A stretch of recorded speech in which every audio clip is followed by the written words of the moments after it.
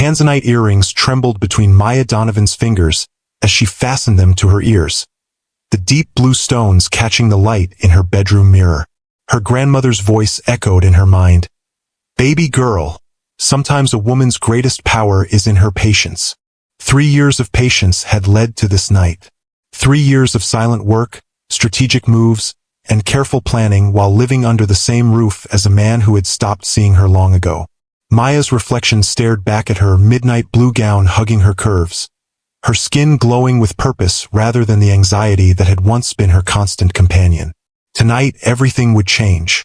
Have you ever been in a room where someone who claimed to love you made you feel invisible? Where your worth was questioned so deeply you began to doubt yourself? Where the person who vowed to honor you reduced you to nothing more than a function, a convenience, a servant?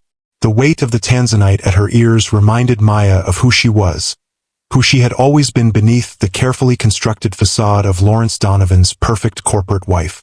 Tonight, he would call her his servant in front of Atlanta's elite. But what happens when the woman they underestimated has been quietly building an empire right under their nose? Stay with me to witness the moment when a queen reclaims her throne and teaches everyone a lesson about the cost of disrespect. Hello, my beautiful queens. There's something powerful about a woman who knows her worth even when others try to diminish her light.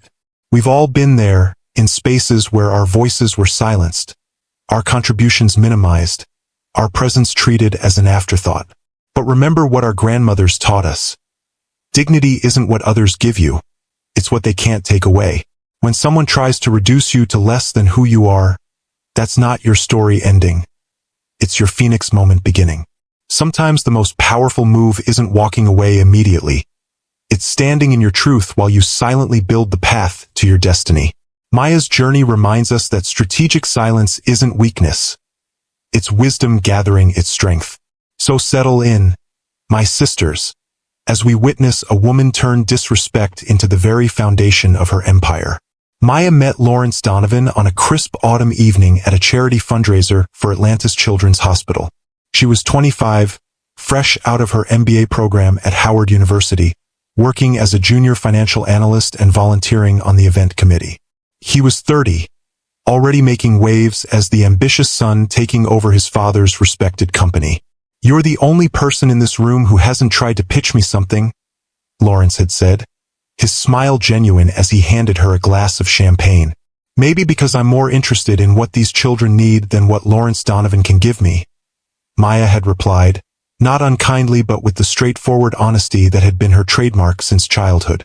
Something in her response had caught him off guard. A man accustomed to people seeking his favor suddenly faced with someone who seemed complete without it. That night, they talked for hours about everything from investment strategies to their shared love of jazz. By the time he asked for her number, Maya had glimpsed the man beneath the polished exterior, thoughtful, ambitious but principled, with a vision for his father's company that extended beyond profit margins. Their courtship had been a whirlwind. Lawrence pursued her with the same determination he brought to business acquisitions, but with a tenderness that made Maya feel truly seen. When he proposed 6 months later on a rooftop overlooking the Atlanta skyline, she'd said yes without hesitation. "You balance me," he'd told her that night. "You remind me why the work matters beyond the bottom line." The early years of their marriage had been a partnership in the truest sense. Maya had put her own career aspirations on hold to support Lawrence, as he took full control of Donovan Enterprises following his father's retirement. She'd organized their home, managed their social calendar, and served as his sounding board for business decisions. William Donovan, Lawrence's father, had taken an immediate liking to his new daughter-in-law. "You've got the mind for this business," the elder Donovan had told her one evening as they reviewed quarterly reports together while Lawrence was caught in a late meeting. "Lawrence has the ambition, but you have the vision. Together, you two could build something extraordinary." Maya had treasured those moments with William, absorbing his business philosophy like a sponge. Donovan Enterprises had been built on principles of community investment and ethical practices. William believed that business success and community well-being were inextricably linked. "Never forget," he told her. "The Donovan name stands for something in this city. It's not just about what we build. It's about who we lift up along the way. But something shifted after William's death 5 years into their marriage. Without his father's tempering influence, Lawrence's ambition began to eclipse the principles that had guided the company for decades. Gradually, Maya watched as the man she'd married disappeared behind a mask of corporate ruthlessness. Their home became a showcase rather than a sanctuary. Their conversations, once rich with ideas and dreams, dwindled to logistics and schedules. Maya found herself increasingly relegated to the role of hostess and household manager rather than partner and confidant. "Lawrence," she tried one night after a particularly difficult day, "I feel like we're losing touch with each other, with what matters." He'd barely looked up from his laptop. "What matters is that Donovan Enterprises is growing faster than it ever did under my father. What matters is results, Maya. Everything else is sentiment." The distance between them grew, measured not in physical space but in the widening gap between the values they once shared. Maya watched as Lawrence cut corners on environmental protections, as he approved developments that displaced long-established communities, as profit became the only metric of success. She tried to remind him of his father's vision, of the legacy the Donovan name had once represented in Atlanta. But Lawrence had stopped listening. "My father was a good man," he told her dismissively. "But his approach belonged to another era.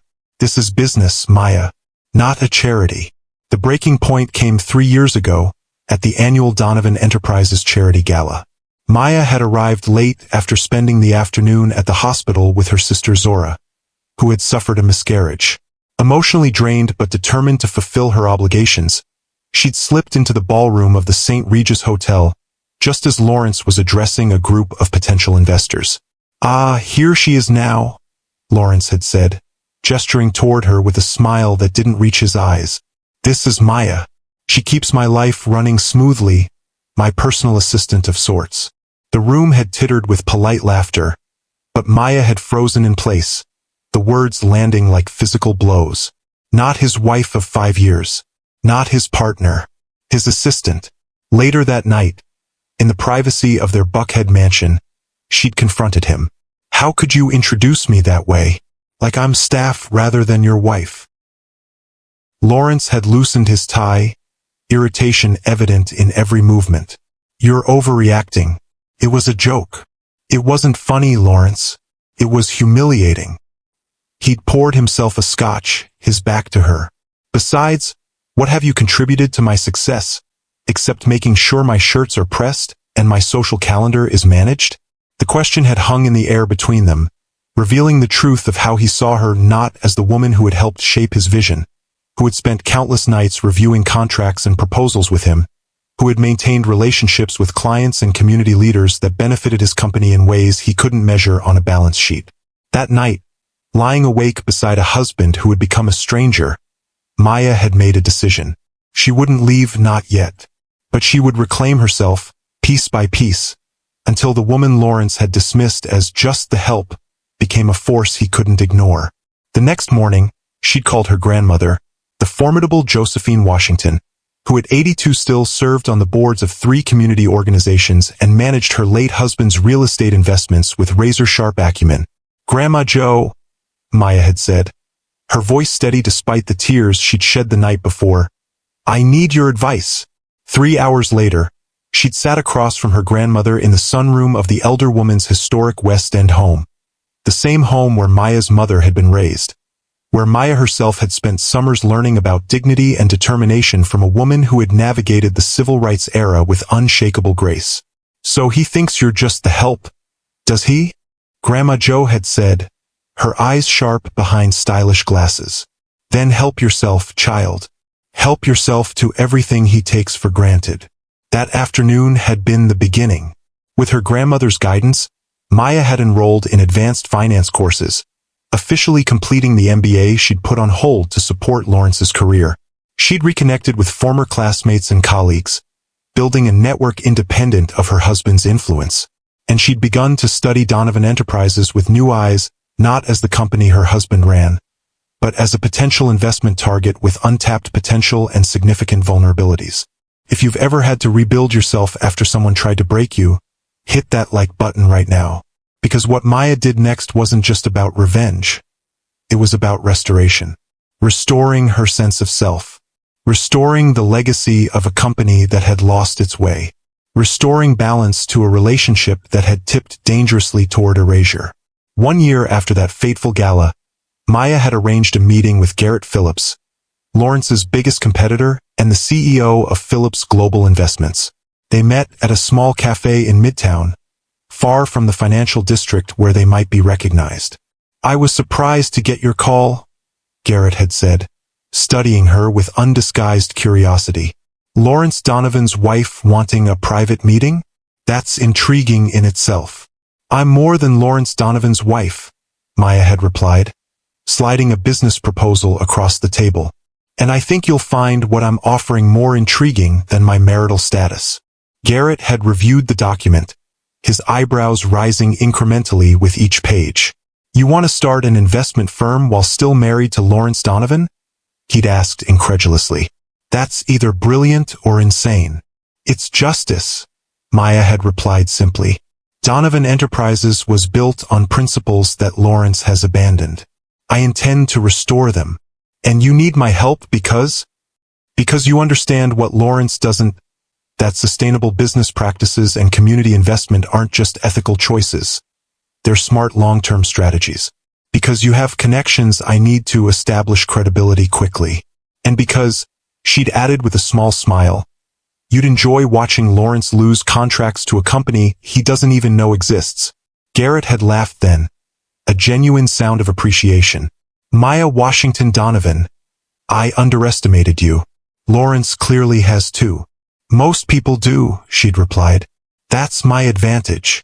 With Garrett's backing, Maya had launched Phoenix Investment Group, operating out of a modest office in downtown Atlanta.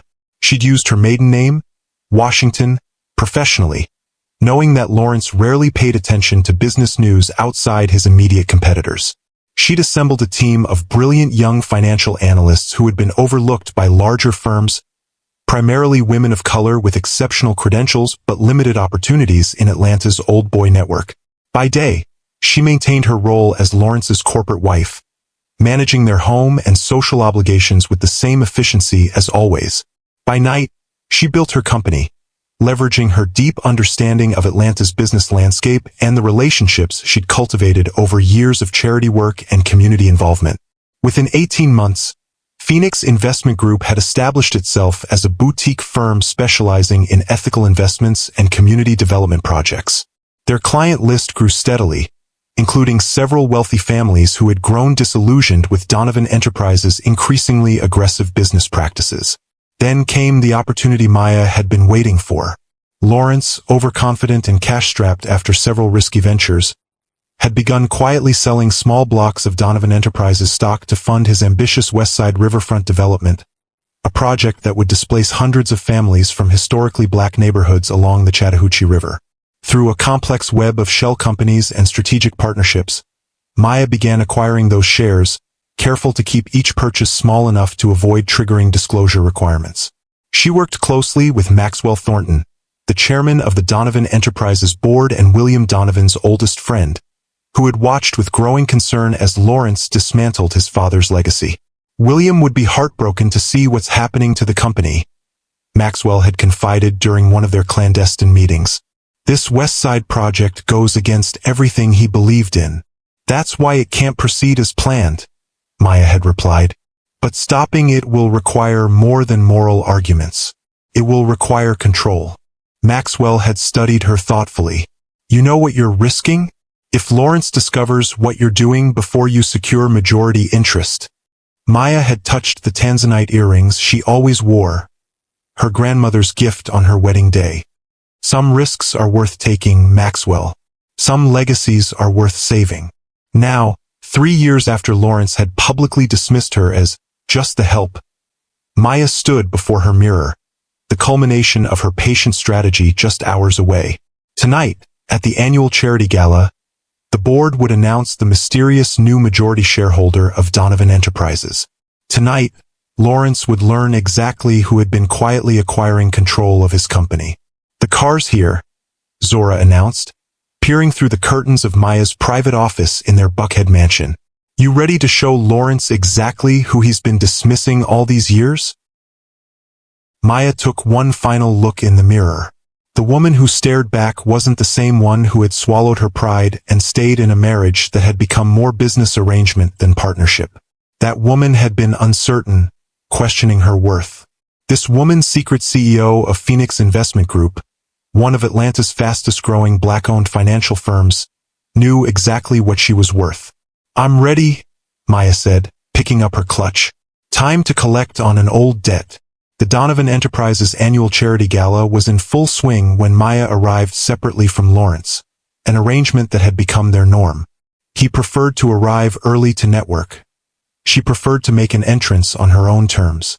Crystal chandeliers cast a warm glow over the ballroom of the St. Regis Hotel, where Atlanta's business elite mingled in their finest attire. A jazz quartet played softly in the corner, providing the perfect backdrop for networking and power plays disguised as small talk. Maya paused at the entrance, allowing herself to be seen. She noted with satisfaction how conversations stuttered as people noticed her. Lawrence's wife, arriving alone again, the subject of pitying glances and whispered speculation about why such a beautiful, accomplished woman stayed with a man who barely seemed to notice her. What they didn't know, what Lawrence didn't know, was what Maya had been doing for the past 3 years. Maya Donovan, a warm voice called out. Stunning as always.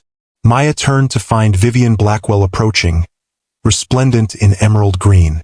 As one of Atlanta's most successful real estate developers and a longtime friend, Vivian had been one of the few who knew Maya's secret.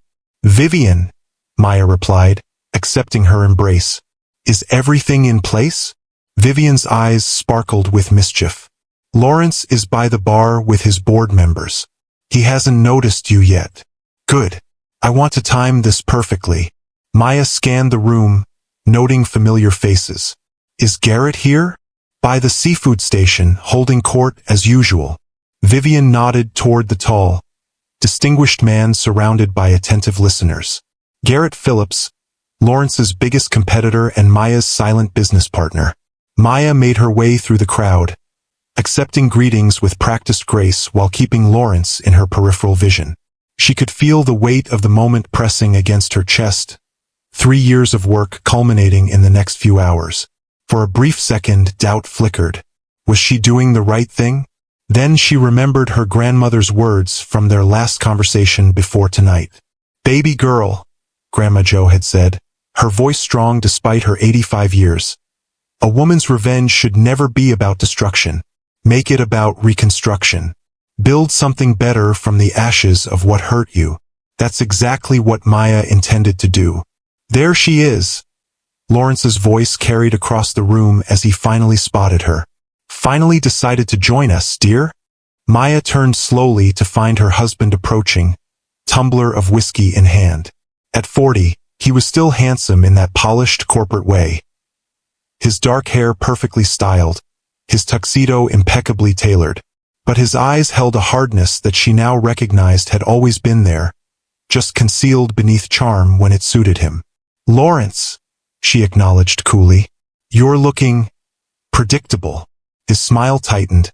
And you're late. Again. The Hendersons were asking about you. They're considering investing in the West Side project. Are they? She sipped the champagne a waiter had handed her. How interesting. Something in her tone made Lawrence study her more closely. You seem different tonight. Do I? Maya smiled. Perhaps I'm just tired of playing roles. Before Lawrence could respond, a young woman in a dress too tight and too youthful approached them. Tiffany, his executive assistant, barely 28, with ambition that outpaced her experience and a habit of standing too close to Lawrence at every opportunity. Mr. Donovan, she said breathlessly. The senator has arrived and is asking for you.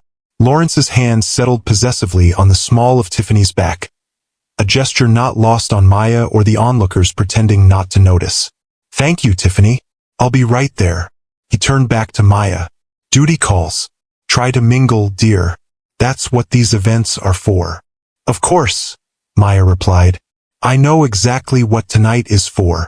As Lawrence walked away with Tiffany, Maya heard him clearly. Make sure my wife doesn't embarrass herself.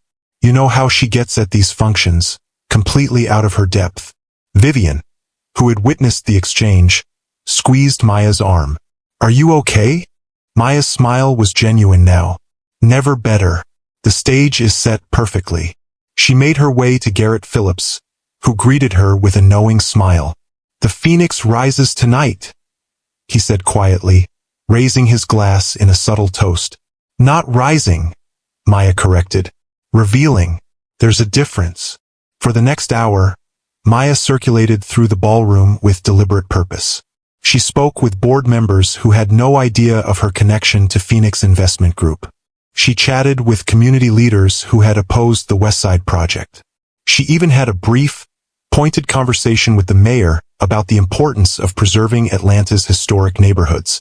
All the while, she kept Lawrence in her sights. He was holding court near the center of the ballroom, surrounded by business associates and sycophants laughing too loudly at his jokes. Maya positioned herself within earshot, pretending to be engrossed in conversation with Garrett Phillips. I hear Donovan Enterprises is struggling to secure financing for the West Side Project. Garrett was saying, loud enough for Lawrence to overhear. Something about environmental concerns and community opposition. Lawrence's head turned slightly in their direction, his jaw tightening. That's what happens when you prioritize profit over people, Maya replied, equally audible. Some investors actually care about more than just the bottom line. Lawrence excused himself from his group and approached, Tiffany trailing behind him like a designer shadow. Spreading rumors about my company, Maya? He asked, his tone deceptively light. That seems beneath even you. Not rumors, Lawrence. Facts. Maya turned to face him fully. The West Side Project is stalled because it violates at least 3 environmental protection statutes and would displace over 200 families from historically black neighborhoods. Facts that were conveniently omitted from your investor presentations. Lawrence's smile hardened. I didn't realize you'd become such an expert on corporate development since your days organizing my sock drawer. A few onlookers chuckled nervously, but Maya noticed several board members within earshot exchanging uncomfortable glances. My wife, Lawrence continued, addressing the growing circle of listeners, likes to think she understands business because she reads the Wall Street Journal over breakfast. Adorable, really? Lawrence. One of the board members cautioned quietly. But Lawrence was on a roll now, fueled by whiskey and wounded pride. Maya is excellent at what she does. Managing my household, looking beautiful at events, making sure my life runs smoothly. My personal servant, if you will. He laughed, encouraging others to join in. But business? Finance? That's a bit beyond her skill set. The silence that followed was deafening. Even those accustomed to Lawrence's dismissive attitude toward his wife seemed uncomfortable with this public humiliation. Maya felt a familiar burn of anger, but this time it was accompanied by something new. Anticipation. She checked her watch. Perfect timing, Lawrence. Thank you. Lawrence frowned.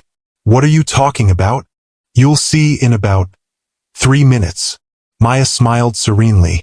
Just enough time for you to make your way to the stage for your annual address. As if on cue, Maxwell Thornton, chairman of the Donovan Enterprises board, approached their group. Lawrence, it's time for your address, Maxwell said, his tone carefully neutral. And the special announcement. Lawrence nodded, straightening his tie. Of course. He turned back to Maya with a smirk. Try not to embarrass yourself while I'm gone, dear. As Lawrence made his way to the small stage where the jazz quartet had been playing, Maxwell lingered behind, giving Maya a subtle nod. Everything was in place. If you believe patience is a weapon the wise know how to use, type strategic queen in the comments. Because what you're about to witness isn't just a moment of triumph. It's the culmination of years of careful planning by a woman who refused to let someone else define her worth. Ladies and gentlemen, Lawrence began, his voice carrying that practiced sincerity that had once fooled Maya. It is my great pleasure to welcome you to the 30th Annual Donovan Enterprises Charity Gala. Maya watched him from her position near the back of the room, noting how the crowd responded to his well-rehearsed charm. Lawrence had always been good at this part, the public performance of leadership. It was the actual leading with integrity that he struggled with. As we celebrate 3 decades of success, I'm proud to announce that Donovan Enterprises is entering a new era of growth and innovation, he continued. Despite some temporary setbacks in recent quarters, our future has never been brighter. Maya caught Garrett's eye across the room. He raised his champagne glass slightly in her direction, a silent toast to what was about to unfold. In fact, Lawrence said, his confidence growing with each word, I'm pleased to share that we've secured financing for our most ambitious project yet, the West Side Riverfront development. This billion-dollar investment will transform Atlanta's waterfront while delivering unprecedented returns to our shareholders. A murmur ran through the crowd. The West Side project had been controversial from the start. Environmentalists opposed it, community activists had protested the displacement it would cause, and even some board members had expressed reservations. And now, Lawrence continued, I'd like to introduce our primary investor for this groundbreaking project, a visionary who shares our commitment to Atlanta's future. He paused, scanning the room expectantly. This was the moment he had been building toward, the announcement that would cement his legacy and silence his critics. But Maxwell Thornton stepped forward instead, taking the microphone with a gentle but firm gesture that left Lawrence momentarily speechless. Thank you, Lawrence, Maxwell began. Before we discuss the West Side project, I believe we should introduce someone who has become very important to Donovan Enterprises over the past 18 months. Lawrence's expression shifted from confusion to alarm. This was not part of the script. As many of you know, Maxwell continued, there have been significant changes in our company's ownership structure recently. What you may not know is that these changes have culminated in a new majority shareholder, someone who now controls 52% of Donovan Enterprises.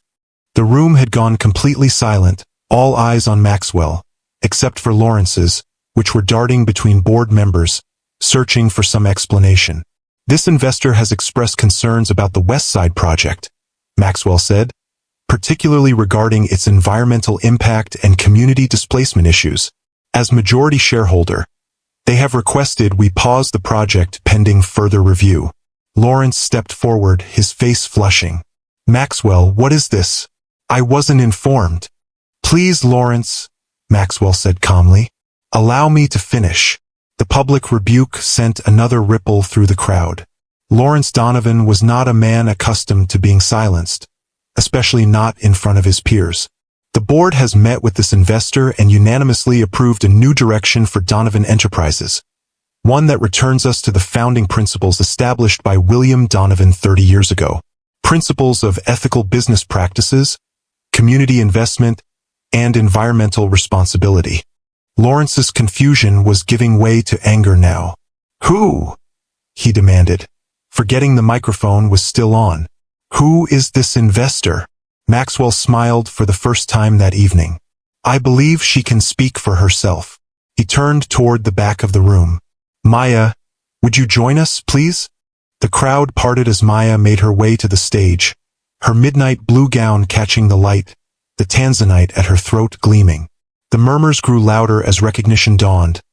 Lawrence Donovan's wife, the woman he had publicly dismissed as his personal servant mere minutes ago, was walking toward him with the measured steps of someone who knew exactly how the story would end. Lawrence's face drained of color as understanding dawned. No, he said, the word barely audible. That's impossible. Maya took her place at the microphone, her composure absolute. Good evening, she began, her voice steady and clear. For those who don't know me, or who may have forgotten, her eyes flicked briefly to Lawrence. I'm Maya Donovan, CEO of Phoenix Investment Group and, as of last week, the majority shareholder of Donovan Enterprises. The room erupted in gasps and whispers. Tiffany, standing at the edge of the stage, clutched the railing for support, her expression a mixture of shock and calculation. Phoenix Investment Group began acquiring shares in Donovan Enterprises 18 months ago, Maya continued. Our investment strategy was simple. Identify companies with strong foundations but questionable leadership, acquire controlling interest, and restore them to their full potential. She turned slightly toward Lawrence, who stood frozen beside her. Donovan Enterprises, founded by William Donovan, a man of principle and vision, fit our criteria perfectly. Lawrence found his voice at last. "This is absurd," he sputtered. "You can't. You don't have the resources or expertise to." "Actually, Lawrence," Maya interrupted smoothly, "Phoenix Investment Group manages over $800 million in assets. Our client list includes 3 Fortune 500 companies and numerous high-net-worth individuals who value both profit and purpose. As for expertise," she smiled, "I learned from the best. Your father took me seriously, even when you didn't." The mention of his father seemed to hit Lawrence like a physical blow. William Donovan had always had a soft spot for Maya, had often said she understood the heart of the business better than his son did. "While you were dismissing me as your personal servant," Maya continued, addressing Lawrence directly now, "I was building a company that would eventually acquire yours. While you were cutting corners to boost quarterly profits, I was developing a long-term strategy for sustainable growth. And while you were focusing your attention on your assistant," she nodded toward Tiffany, whose face flushed crimson, "I was focusing on becoming the controlling influence over Donovan Enterprises." The silence in the room was absolute. Everyone present understood they were witnessing not just a business takeover, but a reckoning within a marriage. Effective immediately, Maya announced, turning back to the audience, "The board has approved a restructuring of Donovan Enterprises leadership. Maxwell Thornton will serve as interim CEO, while we conduct a thorough search for permanent leadership that aligns with our renewed commitment to William Donovan's founding principles." Lawrence stepped forward, his composure cracking. "You can't do this. This is my company. My name is on the building." Maya regarded him calmly. "Your name, yes, but no longer your company." She turned back to the stunned audience. "I believe in second chances in redemption stories. Donovan Enterprises deserves its second chance. As for individual redemption," she glanced at Lawrence, "that's a personal journey. If you're celebrating Maya's triumph right now, share this video with a sister who needs to be reminded of her power. Sometimes the most profound victory isn't in walking away, but in transforming the very thing that was meant to diminish you." As Maya stepped away from the microphone, the room remained silent for one breathless moment before erupting in a chaos of voices and movement. Board members converged on the stage, some surrounding Lawrence, others approaching Maya with newfound respect and curiosity.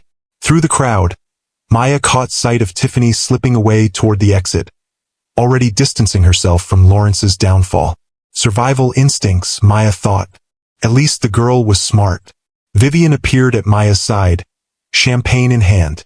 "That," she said with undisguised admiration, "was the most elegant evisceration I have ever witnessed." Maya accepted the champagne. "Not evisceration, restoration." "Of the company? Of balance," Maya replied. "Lawrence took everything from me because he believed I had nothing to offer. He was wrong." Across the room, Lawrence was engaged in a heated exchange with Maxwell and other board members, his gestures becoming increasingly agitated as the reality of his situation sank in. "What happens to him now?" Vivian asked, following Maya's gaze. "That depends on him," Maya said. "The board is prepared to offer a dignified exit, a consulting position, appropriate severance, public statements about his decision to pursue other opportunities. Whether he takes it or forces a more public separation is his choice." Garrett Phillips joined them, his expression one of unabashed delight. "Maya Donovan, you are a force of nature. When you came to me 3 years ago, I knew you were special. But this," he gestured around the room, "this is masterful." Maya smiled. "I had good teachers. You gave me my first real opportunity, Garrett. I haven't forgotten that. And now you own my biggest competitor." He laughed. "Should I be worried?" "Not if you continue treating your employees with respect and honoring your commitments to the community," Maya replied, only half joking. Their conversation was interrupted by a commotion near the stage. Lawrence had broken free from the board members and was striding toward Maya, his face contorted with rage. "You planned this for years," he accused, his voice carrying across the now hushed room. "You lived in my house, slept in my bed, all while plotting to take everything from me?" Maya handed her champagne glass to Vivian and turned to face her husband fully. "I lived in our house, Lawrence. I slept in our bed. And I didn't take anything from you that you hadn't already thrown away," Maya replied, her voice low but carrying in the silent room. "You discarded your father's principles. You abandoned the communities that supported this company for decades. You forgot that the Donovan name once stood for something more than profit." Lawrence's anger seemed to falter momentarily, confusion flickering across his features. "This is about my father? You did all this because you disagreed with my business decisions." "No, Lawrence. This is about worth." Maya held his gaze steadily. "The worth of the people in those West Side neighborhoods you were ready to displace. The worth of the employees you've treated as disposable. And yes, my worth, which you've made abundantly clear you don't recognize."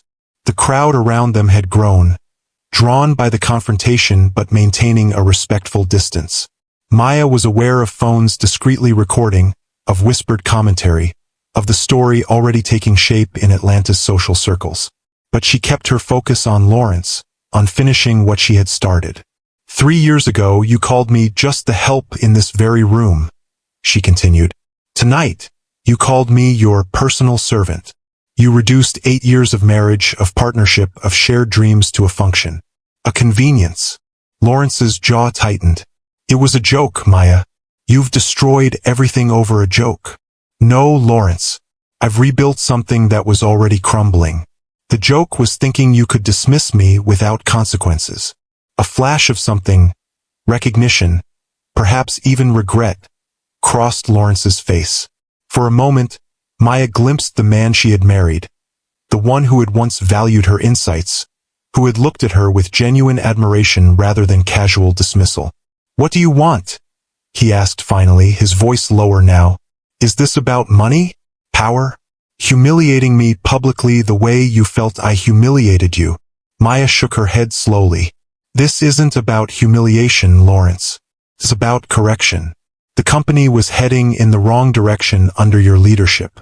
The West Side Project alone would have displaced hundreds of families, many of whom have lived in those neighborhoods for generations. Families like mine." She glanced around at the watching crowd, at the board members who had supported her vision, at Vivian and Garrett who had believed in her when she was just beginning to believe in herself again. "What I want is for Donovan Enterprises to return to the principles your father established. What I want is for the company that bears your name to be something you can actually be proud of, not just profitable from." Lawrence's shoulders slumped slightly, the fight visibly draining from him as the reality of his situation sank in. "And me? What happens to me in this grand vision of yours?" It was the question Maya had contemplated for months as her plan had taken shape. What did Lawrence deserve after years of dismissal and disrespect? Termination? Public humiliation? Or something else entirely? "That," she said quietly, "is up to you. The board is prepared to offer you a position focusing on client relationships, an area where your charm and connections are genuinely valuable. You would report to the new CEO, whoever that may be. You would have input but not final authority on major decisions." She paused, watching his reaction carefully. "Or you can fight this, Lawrence. Contest the share acquisitions. Sue for control. Make it messy and public and damaging to the very company you claim to care about." Lawrence's eyes narrowed. "And our marriage? Was that just part of your strategy too?" The question caught Maya off guard. In all her planning, she had focused on the company, on reclaiming her professional worth. The personal reckoning between them had always seemed secondary, a bridge to cross after tonight's revelation. "Our marriage," she said carefully, "has been a business arrangement for years, Lawrence. You know that as well as I do. The man I married disappeared long ago, replaced by someone who saw me as an accessory, a convenience. I stayed because I had work to do. Whether I continue to stay depends on whether the man I married still exists somewhere beneath the CEO." A murmur ran through the watching crowd. This was more than business drama now. It was the public unraveling of what many had assumed was a perfect marriage. Maxwell Thornton stepped forward, placing a hand on Lawrence's shoulder. "This conversation should continue privately," he said firmly. "The gala will proceed as planned. The official announcement about the company's new direction will be released tomorrow morning." He turned to address the watching guests. "Ladies and gentlemen, please enjoy the remainder of the evening. The silent auction for children's education initiatives will close in 30 minutes. The crowd reluctantly dispersed, though Maya noticed many lingering within earshot, reluctant to miss any part of the unfolding drama. Lawrence shrugged off Maxwell's hand but nodded stiffly. "My office. Now," he said to Maya, turning toward the door that led to the hotel's business center where Donovan Enterprises maintained a permanent suite. Maya exchanged glances with Vivian, who raised an eyebrow in silent question. "Are you sure?" Maya nodded slightly. This confrontation had been inevitable from the moment she began acquiring shares. Better to have it now while the momentum was hers, than to postpone it and give Lawrence time to regroup. "After you," she said to Lawrence, following him through the ballroom and into the quieter corridor beyond. The Donovan Enterprises suite was designed to impress, with floor-to-ceiling windows overlooking Atlanta's skyline, leather furnishings, and artwork by prominent black artists. The latter a touch Maya had insisted on years ago when the space was first leased. Lawrence went straight to the bar cart in the corner, pouring himself a generous measure of scotch without offering Maya anything. The gesture was so typical of their recent dynamic that Maya almost smiled. Even now, with his world collapsing around him, Lawrence defaulted to self-absorption. "How long have you been planning this?" he asked, his back still to her as he stared out at the city lights. "The acquisition began 18 months ago," Maya replied, taking a seat on one of the leather sofas. "But the decision to reclaim my worth? That started the night you called me just the help 3 years ago." Lawrence turned to face her, leaning against the window. "You could have left, filed for divorce, taken half of everything. Why this elaborate scheme? Because this wasn't just about me, Lawrence. It was about all the people who would be hurt by the direction you were taking the company. The families in Westside, the employees whose benefits you've been cutting, the communities your father promised to support." She leaned forward slightly. "And because leaving with half would have been easy for you, you would have replaced me within months, just like you were already replacing me emotionally with Tiffany, and continued destroying everything your father built." Lawrence flinched at the mention of Tiffany. "There's nothing happening with Tiffany." Maya's laugh was soft but genuine. "Please, Lawrence. I've known about you and Tiffany for over a year. The late meetings, the weekend business trips, the way she looks at you like you hung the moon, the way you touch her when you think no one's watching." She shook her head. "I didn't care about the affair. Our marriage has been empty for years. But I did care about what it represented. One more way you were discarding what we built together without even the courtesy of honesty." Lawrence drained his scotch, setting the glass down with more force than necessary. "So this is punishment for the affair, for not treating you like the corporate equal you apparently believe yourself to be." "No, Lawrence. This is consequence. There's a difference." Maya stood, smoothing her gown. "Punishment would be firing you publicly. Consequence is offering you a chance to be part of something better than what you've been building." She moved to the window beside him, looking out at the city they both loved. "Your father saw something in me that you forgot to see.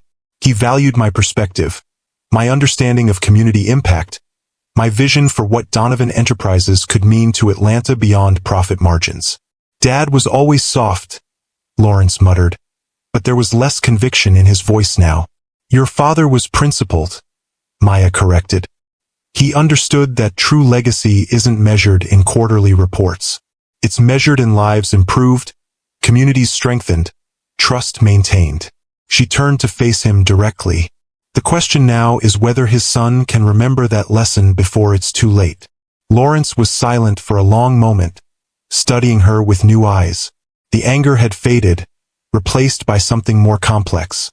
Perhaps respect, perhaps fear, perhaps simply resignation. "You've won, Maya," he said finally. The company is yours. What more do you want from me? I want you to make a choice, Lawrence. Not about the company, that decision is made, but about who you want to be moving forward. The man who calls his wife a servant in public, or the man your father raised you to be. She moved toward the door, pausing with her hand on the handle. The board meets tomorrow at 9. Your presence is requested but not required. Your future with Donovan Enterprises will be decided then, with or without your input. And us? Lawrence asked, the question hanging between them. What happens to us, Maya? Maya considered the man before her. Still handsome, still powerful in many ways, but diminished by his own choices.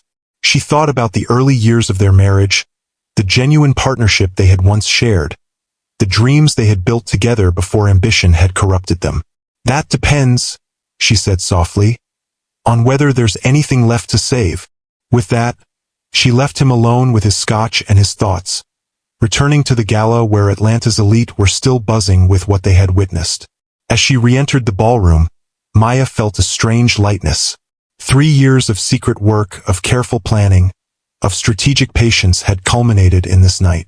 Whatever happened next, with the company, with Lawrence, with her own future, would be on her terms. Vivian found her immediately. Well, how did he take it? About as well as you'd expect, Maya replied. Angry, then defensive, then resigned. He'll either show up tomorrow ready to accept the new reality, or he'll fight and lose everything. And what do you hope he chooses? Vivian asked curiously. Maya considered the question. I hope he chooses growth. Not for my sake, but for his own. The remainder of the evening passed in a blur of congratulations from board members, curious questions from guests, and knowing smiles from those who had always seen Maya's potential even when Lawrence hadn't.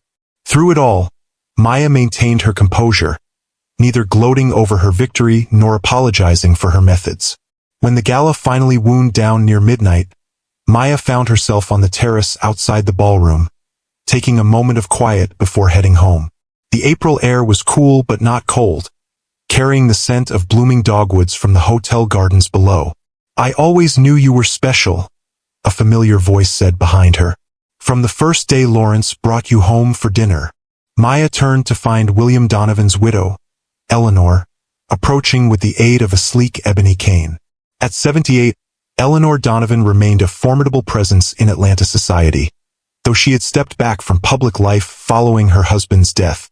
Eleanor, Maya said warmly, embracing her mother-in-law. I didn't know you were here tonight. I wasn't planning to attend, Eleanor admitted, joining Maya at the railing. These events haven't been the same since William passed.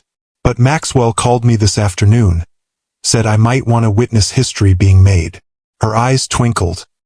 He didn't elaborate, but I'm glad I came. Maya smiled. You knew what I was planning?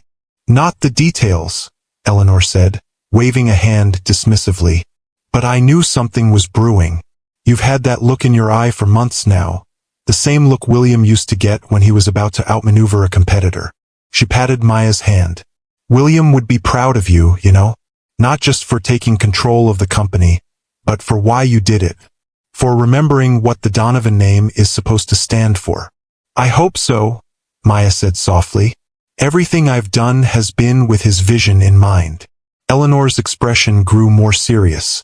And Lawrence? What happens to my son now? It was the question that had haunted Maya throughout her planning. For all his faults, Lawrence was still Eleanor's son. Still the boy William had raised with such hope and expectation. That's up to Lawrence, Maya replied honestly. The board is prepared to keep him on in a reduced capacity. Whether he can accept that depends on how much of his father's wisdom he's retained beneath all that ambition. Eleanor nodded slowly. William always worried about Lawrence. Said he had all the drive but only half the heart needed to run Donovan Enterprises properly. She squeezed Maya's hand. That's why he was so pleased when Lawrence married you. He said you had the heart his son sometimes lacked. The revelation touched Maya deeply. She had known William valued her input, but not that he had seen her as the balance Lawrence needed. I tried to be that heart, Eleanor. For years I tried, but Lawrence stopped listening long ago. Perhaps, Eleanor said thoughtfully. He'll start listening again now that you've given him no choice. She smiled, a hint of mischief in her expression. Sometimes men need to be reminded of a woman's worth in ways they can't ignore. Maya laughed softly. Is that what you did with William? Oh, child.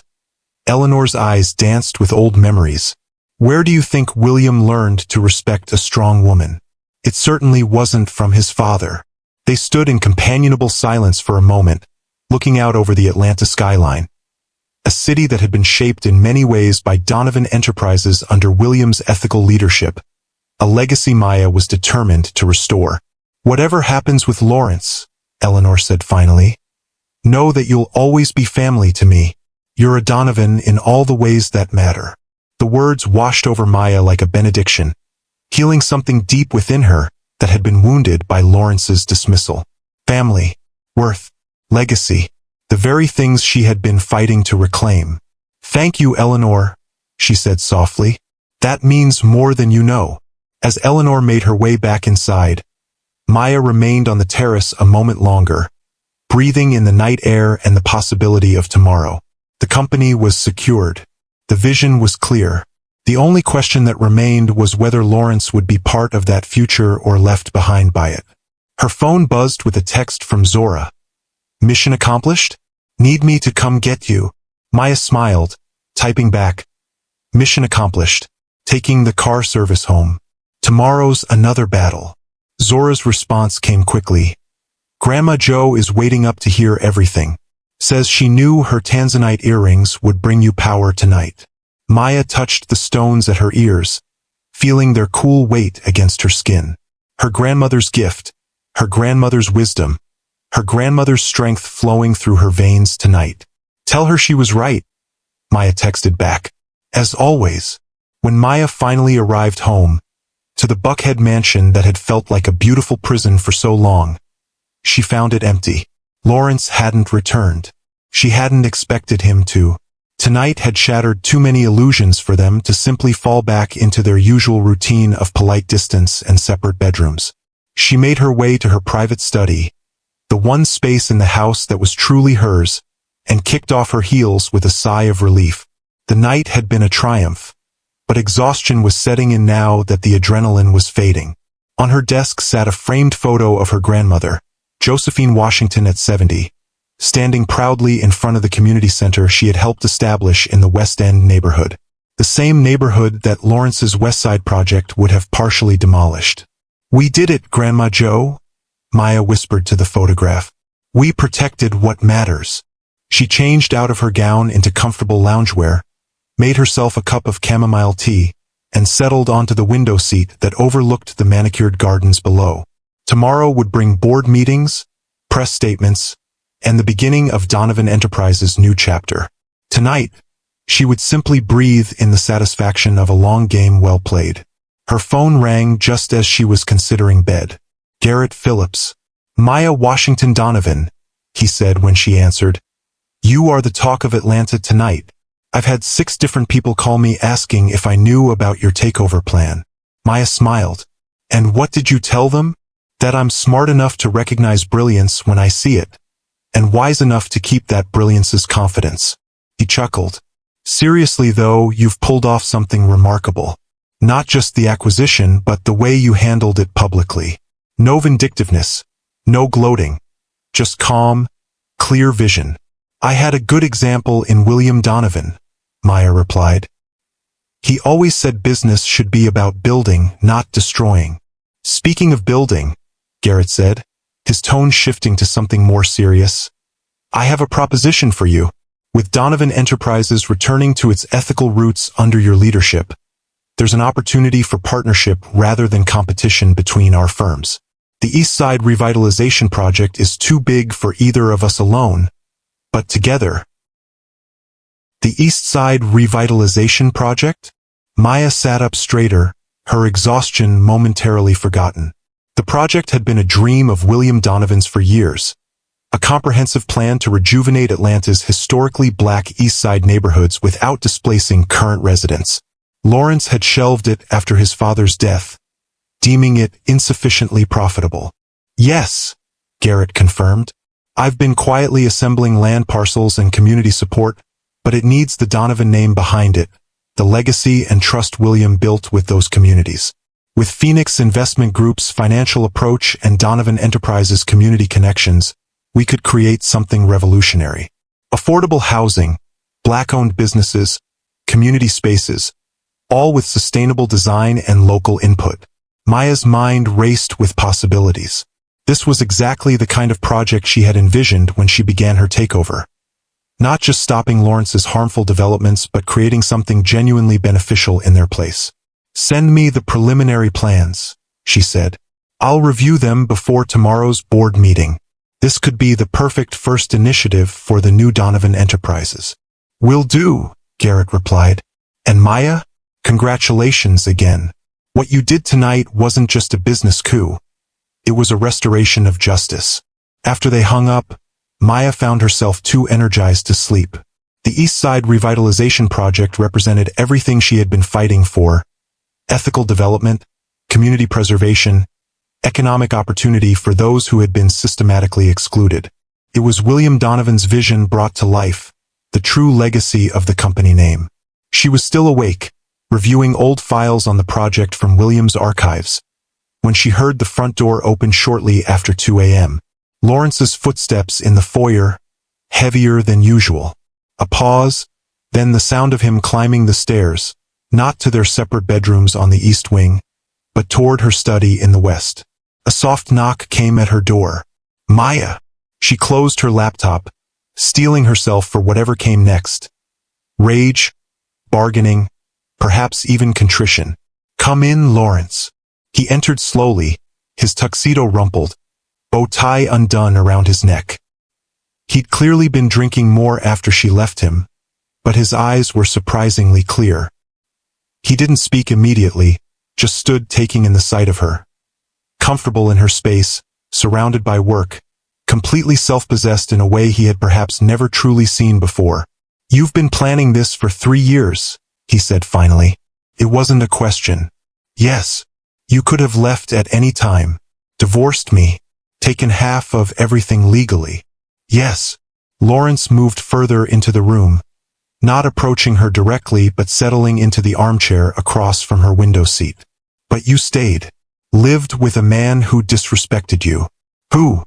he faltered. "Who betrayed you with another woman. Who called you his servant in public." "Why?" Maya studied him, trying to discern if his question was genuine or simply another manipulation. "I stayed because leaving would have been easier for you than for me. You would have replaced me, personally and professionally, and continued dismantling everything your father built." She set her tea aside. "I stayed because the company matters, Lawrence.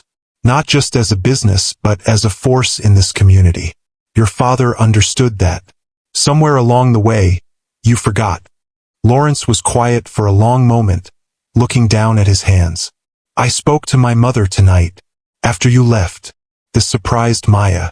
Eleanor rarely intervened in their marriage, maintaining a careful distance even as she watched her son's transformation with evident concern. "What did she say?" Maya asked. "That Dad always worried I had the drive but not the heart for this business." He laughed humorlessly. "That he was relieved when I married you because you had the heart I lacked." The echo of Eleanor's earlier words to Maya hung in the air between them.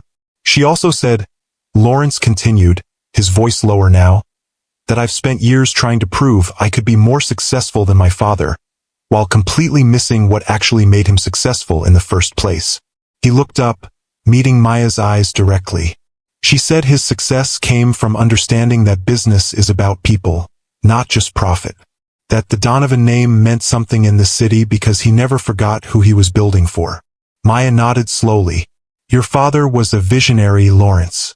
He saw beyond quarterly reports to the legacy he was creating. In bricks and mortar, yes, but more importantly in lives improved and communities strengthened. And I've been destroying that legacy," Lawrence said quietly. "Piece by piece." The admission hung between them, more powerful for being spoken aloud. Maya waited, sensing Lawrence had more to say.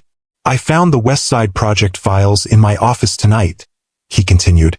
"Really looked at them for the first time. The displacement numbers, the environmental impact assessments, the community opposition documentation. All the things I've been dismissing as obstacles to be overcome. He ran a hand through his hair, a gesture of genuine distress.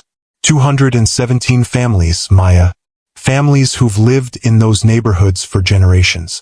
I was going to erase their homes for luxury condos and a shopping district. Yes, Maya said simply. You were. Why didn't you just tell me? Confront me directly about what I was doing wrong. Maya's laugh held no humor. I tried, Lawrence. For years I tried. Every time I raised concerns about the direction of the company, you dismissed me. Every time I mentioned your father's vision, you called it outdated sentimentality. Every time I suggested alternative approaches, you reminded me that I was just the wife, not the CEO. She leaned forward slightly. The night you called me just the help at the gala 3 years ago, that wasn't the beginning of your dismissal of me. It was just the first time you said publicly what you'd been demonstrating privately for years. Lawrence flinched at her words, but didn't deny them. And Tiffany? What about her? You knew about the affair. For a year, you said. Maya shrugged slightly. Of course I knew, Lawrence. Did you think I wouldn't notice the late nights, the weekend conferences? The way she looked at you? The way you looked at her? But you never said anything. What was there to say? Our marriage had become a business arrangement long before Tiffany entered the picture. You wanted a decorative wife who managed your household and looked appropriate at events. I was focused on building Phoenix and acquiring Donovan shares. Your affair was irrelevant to my goals. The clinical assessment seemed to hit Lawrence harder than anger would have. He stared at her as if seeing a stranger. Who are you? He asked softly. I thought I knew you, but the company, Phoenix Investment Group, the strategic patience. This isn't the Maya I married. No, Maya agreed. It's not. The Maya you married believed in your vision, in your potential to carry forward your father's legacy. She put her own ambitions aside to support yours. She tried to be the heart your mother says you lacked. She met his gaze steadily. But that Maya disappeared the day you made it clear her worth to you was measured only in how well she served your needs. This Maya, the one sitting before you now, she measured her own worth and found it to be considerably greater than you estimated. Lawrence absorbed her words, his expression shifting from confusion to something that might have been respect. So what happens now? With the company? With us? It was the question Maya had been anticipating since the moment Maxwell called her name at the gala. The culmination of 3 years' work had always been clear in her mind. The aftermath less so. The company will return to your father's principles, she said firmly. Ethical development, community investment, environmental responsibility. The board meets at 9 to formalize the leadership transition and announce our new direction. She paused, choosing her next words carefully. As for us, that depends on you, Lawrence. On whether you can accept not just the business reality of what's happened, but the personal truth behind it. Which is, that you stopped seeing me as a partner years ago, that you reduced me to a function rather than a person, that you dismissed my worth because it wasn't packaged in a form you'd been taught to value. Lawrence was silent for a long moment, absorbing her words. When he finally spoke, his voice was different, stripped of the corporate polish, the practiced charm, the defensive pride. I forgot who we were supposed to be together, he said quietly. Who my father raised me to be. Somewhere along the way, I started measuring success only in dollars and deals, not in impact or integrity. He looked up at her, his expression raw with a vulnerability she hadn't seen in years. I don't expect you to forgive me, Maya. Not for the dismissal, not for Tiffany, not for any of it. But I am asking for the chance to remember, to relearn what my father tried to teach me. What you tried to remind me. Maya studied him, searching for signs of manipulation or expedience. Finding none, she asked, and if that chance comes with conditions? With a significantly reduced role at the company? With a marriage that needs to be entirely rebuilt, if it can be saved at all? Then those are the consequences of my choices, Lawrence replied simply. And facing consequences is the first step toward redemption. Isn't it? The answer surprised her. Not just the words, but the humility behind them. For the first time in years, she glimpsed the man she had married, the one who had once valued substance over appearance, impact over accolades. The board will offer you a position focusing on client relationships, Maya said. No final decision-making authority, but input on major initiatives. You would report to the new CEO. And who will that be? Lawrence asked. You? Maya shook her head. No. I'll remain CEO of Phoenix and chair the Donovan Enterprises board, but the companies will maintain separate operational leadership. Maxwell has a short list of candidates who understand your father's vision, including Dr. Amara Johnson from the Urban Development Institute. Lawrence's eyebrows rose slightly. Amara? Dad always said she was the sharpest mind in Atlanta development. She is, Maya confirmed. And she turned down your offer 3 years ago because she didn't trust the direction you were taking the company. She's expressed interest in returning now that the leadership is changing. Lawrence nodded slowly, processing this information. And us? Our marriage? Maya sighed softly. This was the more complicated question, the one she had deliberately avoided fully resolving in her own mind until the business matters were settled. I don't know, Lawrence, she admitted. 3 years ago, I stayed because I had work to do. Now that work is done, and I need to decide if there's anything left between us worth rebuilding. She looked at him directly. You'd need to earn my trust again, not just with words, but with consistent actions. And I'd need to decide if I can move past the disrespect, the dismissal, the affair. Not just forgive it, but truly move beyond it. That's fair, Lawrence said quietly. More than fair. Given everything. He stood, moving toward the door, then paused. For what it's worth, Maya, I am sorry. Not just because I got caught or because I lost control of the company, but because I forgot to see you. Really see you. Somewhere along the way. As he reached for the door handle, Maya called after him. Lawrence. He turned back. The East Side Revitalization Project. Your father's old plan for sustainable development in the historic neighborhoods. Garrett Phillips has been quietly assembling the pieces, and he's proposed a partnership between our companies to make it happen. Lawrence's expression shifted to genuine interest. Dad's East Side vision? He talked about that for years. Yes, I'm bringing it to the board tomorrow as our first major initiative under the new direction. If you're serious about remembering your father's principles, about relearning what the Donovan name should stand for, this would be the place to start. For the first time that night, Lawrence smiled. Not the practiced corporate smile he wore like armor, but something more genuine. I'd like that. Dad would have liked that too. After he left, Maya remained in her window seat, watching as the first hints of dawn began to lighten the eastern sky. The confrontation with Lawrence had gone differently than she'd anticipated. No shouting, no threats, no desperate attempts to reassert control. Just a man finally facing the consequences of his choices and, perhaps, beginning to remember who he was meant to be. Whether that remembering would be enough to save their marriage remained to be seen. Trust, once broken, couldn't be repaired overnight. Respect, once eroded, took time and consistent effort to rebuild. But for the first time in years, Maya allowed herself to consider the possibility that Lawrence Donovan might be capable of growth, of change, of redemption. Her phone chimed with a text from Grandma Jo. Sunrise coming. Baby girl. New day, new chapter. You ready? Maya smiled, typing back, Ready, Grandma. Phoenix rising. She showered and dressed with deliberate care, choosing a tailored burgundy suit that projected both authority and approachability. Today would be about setting the tone for Donovan Enterprises' new direction, not just in business decisions but in corporate culture. When she descended to the kitchen, she was surprised to find Lawrence there, already dressed for the board meeting, making coffee. He handed her a cup prepared exactly as she liked it. A small gesture, but one that spoke of attention, of seeing her preferences rather than assuming them. I called Tiffany this morning, he said without preamble. Ended things. Told her she could keep her position at the company if the new CEO approves. But our personal relationship is over. Maya accepted the coffee with a nod. That was your decision to make. It was the right one, Lawrence replied simply.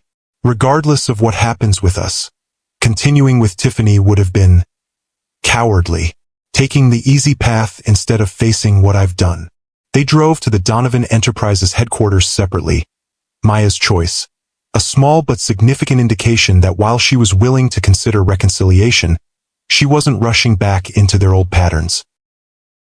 The board was already assembled when she arrived, Maxwell Thornton presiding at the head of the table. Lawrence entered a few minutes later, nodding respectfully to the board members but taking a seat near the end rather than his usual place at Maxwell's right hand. Another small gesture that didn't go unnoticed. "Good morning," Maxwell began. "As you all know, yesterday brought significant changes to Donovan Enterprises' ownership structure and, consequently, to our leadership approach.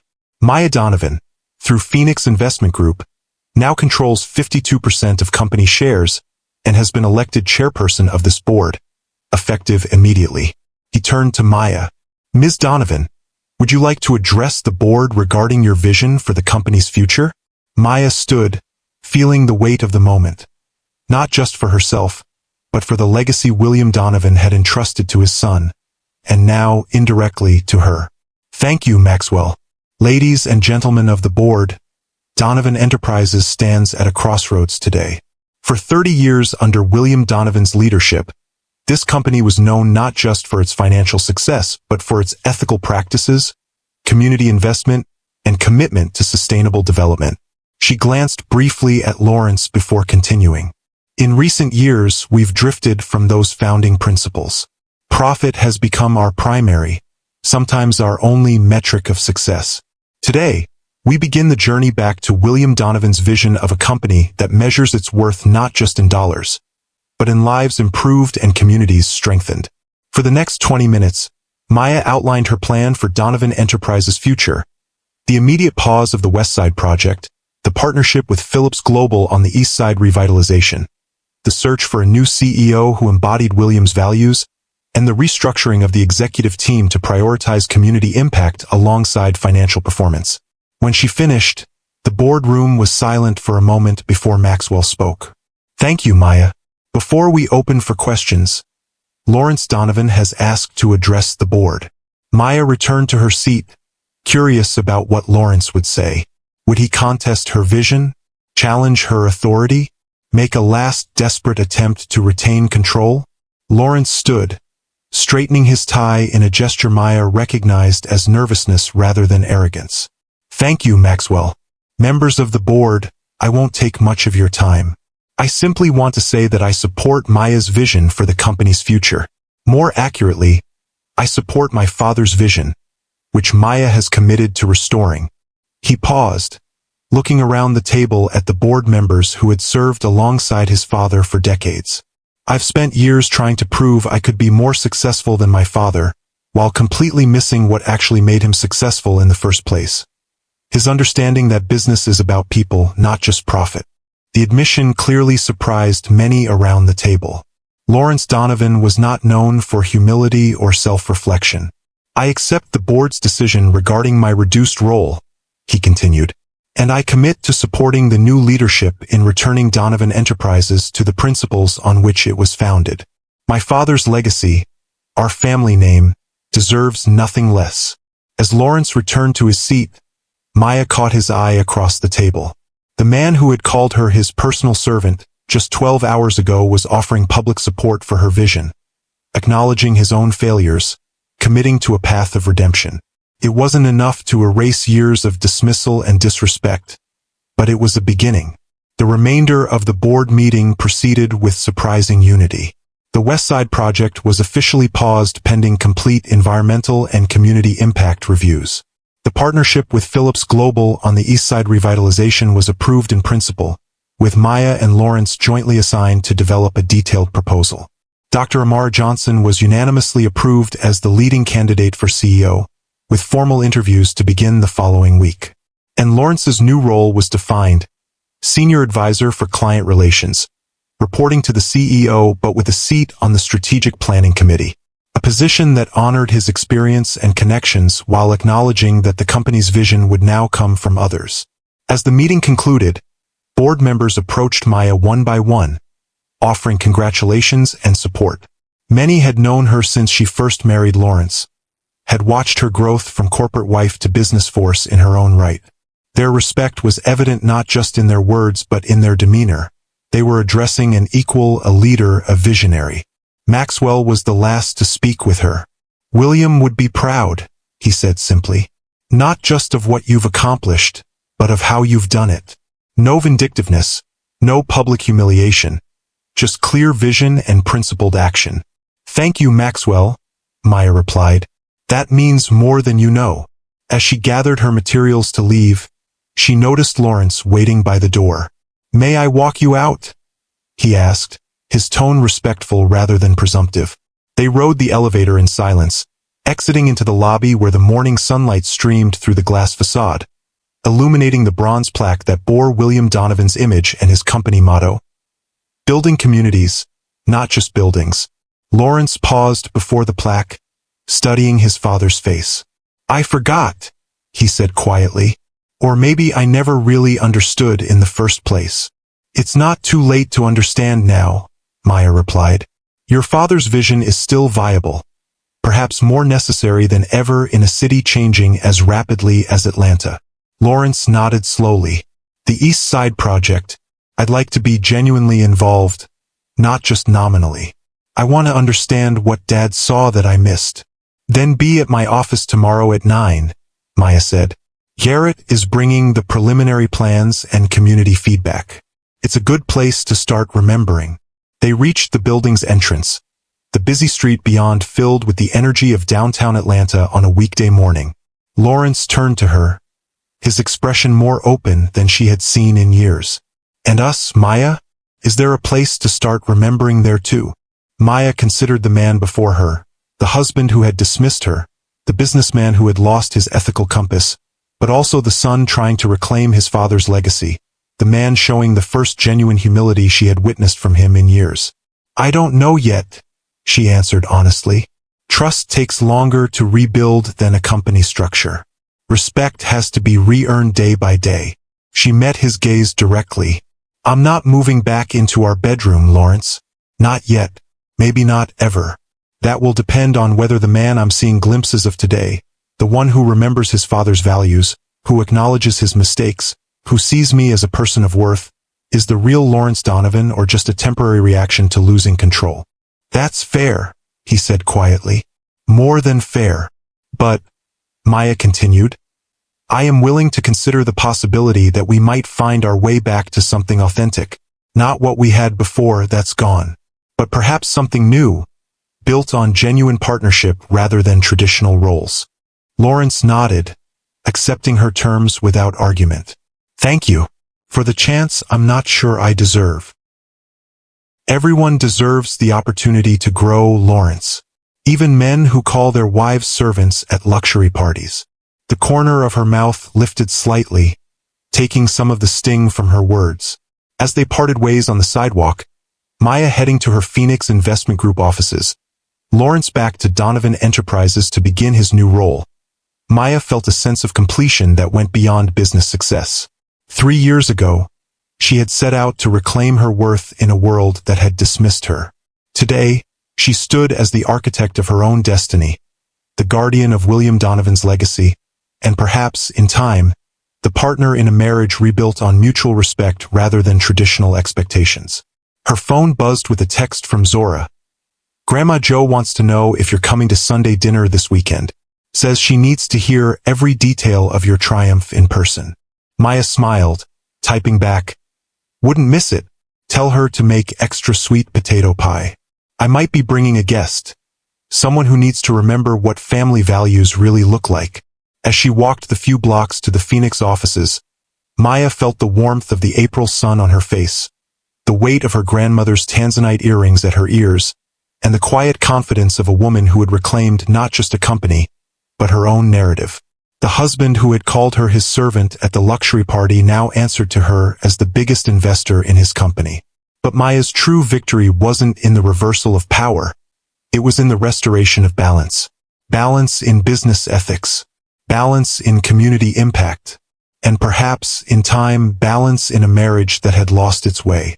For now, though, she had an empire to run. 2 of them, actually, and a legacy to honor that was bigger than any individual triumph.